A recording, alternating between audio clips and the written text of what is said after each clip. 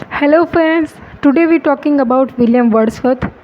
William Wordsworth एक writer थे, English literature के जो बहुत ही फेमस राइटर थे। विलियम वर्ड्सवर्थ एक प्रमुख रोमांचक कवि थे और उन्होंने सैमुअल टेलर कॉलरिज की सहायता से अंग्रेजी साहित्य में संयुक्त प्रकाशन गीतात्मक कथागीत के साथ रोमांच युग का आरंभ किया। वर्ड्सवर्थ की रचना द प्रेल्यूड है, जो कि एक अर्ध आत्मचरितात्मक कविता माना जाता है। वर्ड्सवर्थ 1843 से 1815 में अपनी मृत्यु तक ब्रिटेन के एक महाकवि थे।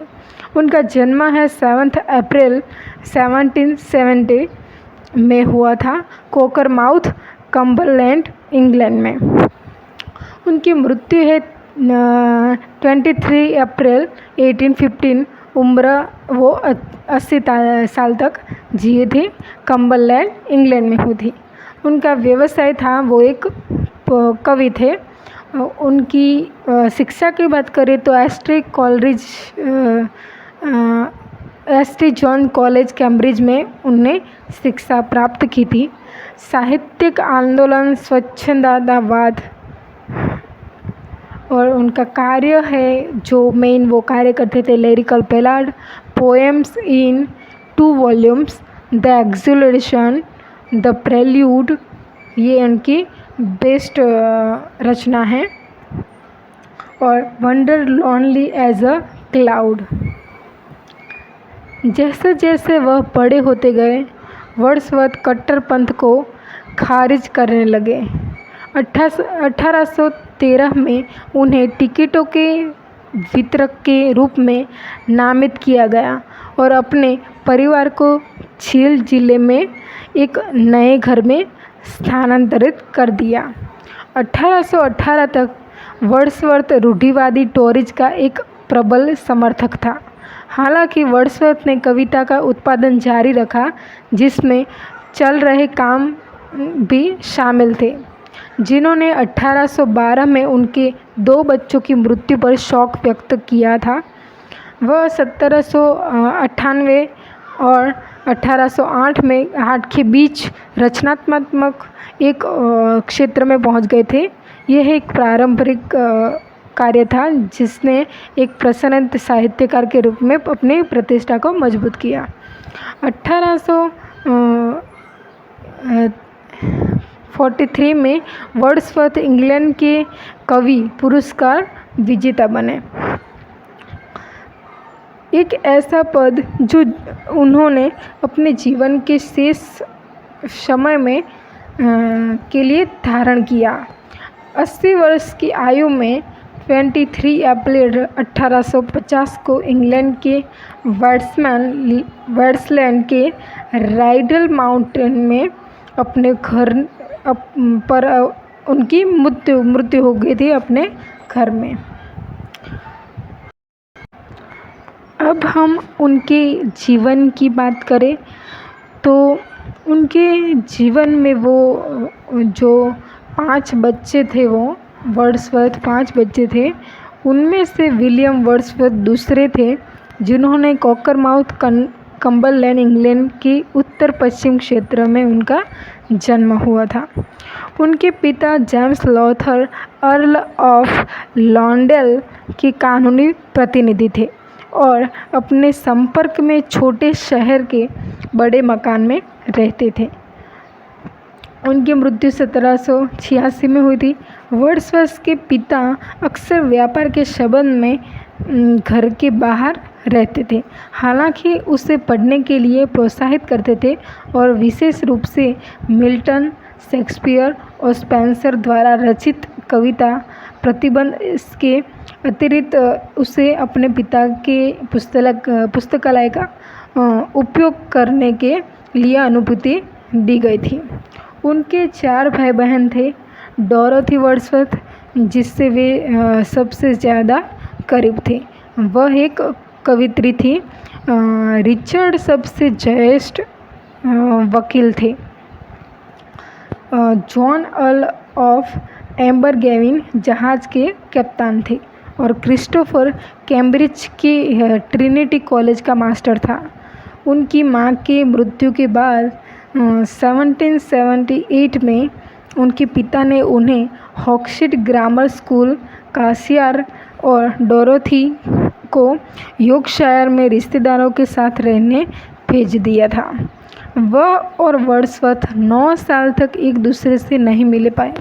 कॉकरमाउथ में कम गुणवत्ता के एक छोटे से विद्यालय में पढ़ने के बाद हॉक्सशीट शिक्षा साथ वर्ड्सवर्थ का पहला गंभीर अनुभव था। कॉकरमाउथ विद्यालय के पश्चात उन्हें पेनरिथ के उच्च श्रेणी में परिवारों के बच्चों के लिए बनाए गए विद्यालय भेजा गया था। वर्ड्सवर्थ ने एक लेखक के रूप में अपनी शुरुआत 1787 में किया, जब यूरोपियन पत्रिका में उनकी कविता प्रकाशित हुई। उसी वर्ष वह सेंट जॉन्स कॉलेज कैम्ब्रिज जाने लगे और 1791 में उन्हें बीए की डिग्री प्राप्त हुई।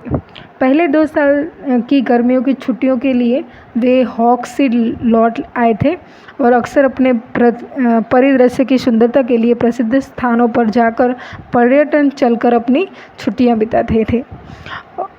1719 में उन्होंने यूरोप की एक पैदल यात्रा उन्होंने की थी एक। फिर विस्तृत रूप से आपस्थल की यात्रा की, फ्रांस, स्विट्ज़रलैंड और इटली के आसपास की जो इलाकों की उन्होंने यात्रा की थी। सन 1796 में वर्ड्सवर्थ द्वारा लिखी गई कविता संग्रह एन इंग्विंग वर्क और डिस्क्रिप्टिव स्केचेस पहली बार प्रकाशित हुआ था। तब 1794 में रेस्ली कैलवर्ट से उन्हें 900 विरासत में मिला ताकि वे लेखक बनने का लक्ष्य पूरा कर सकें। उस पर समरसेट में उनकी मुलाकात सैमुअल टेलर कोलरिज, जो एक महान राइटर हैं, उनसे हुई। वे दोनों जल्दी एक करीबी दोस्त बन गए।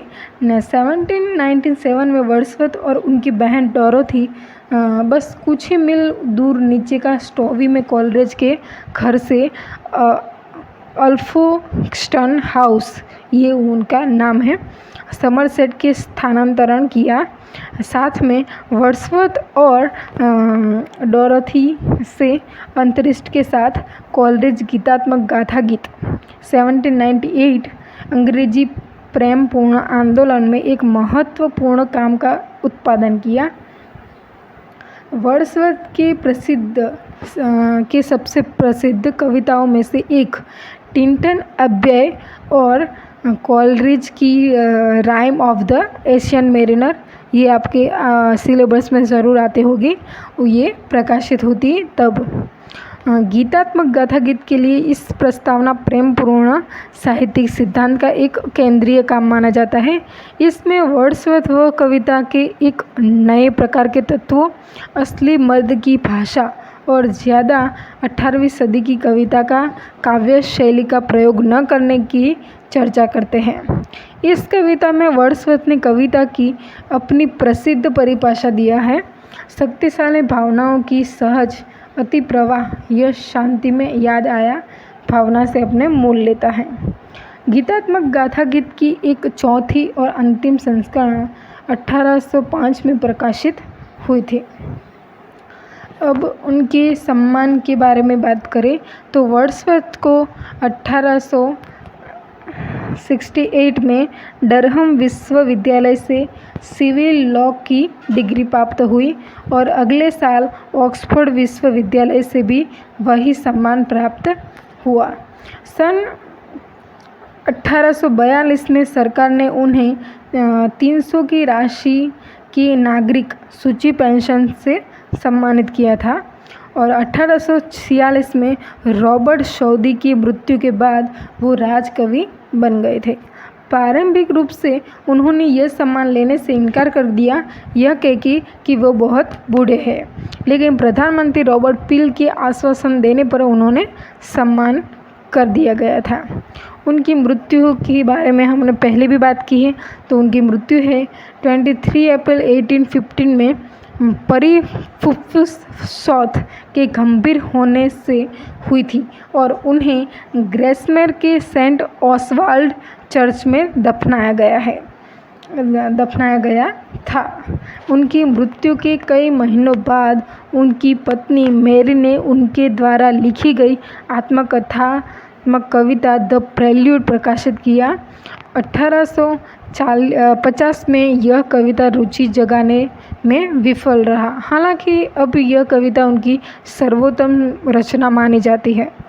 उनकी रचना के बारे में बात करें तो Simon Lee, VR7, lines written in early spring, lines composed a few miles above Tintern Abbey, गीतात्मक गाथा गीत की प्रस्तावना, ode to duty, the solitary reaper, London, the world is too much with us, my heart leaps up, daffodils, the prelude, guide to the lakes.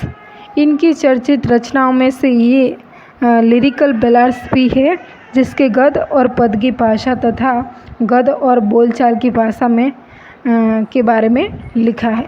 तो आज के video में इतना ही। वीडियो अच्छी लगी हो तो प्लीज़ लाइक और subscribe. Thank you so much.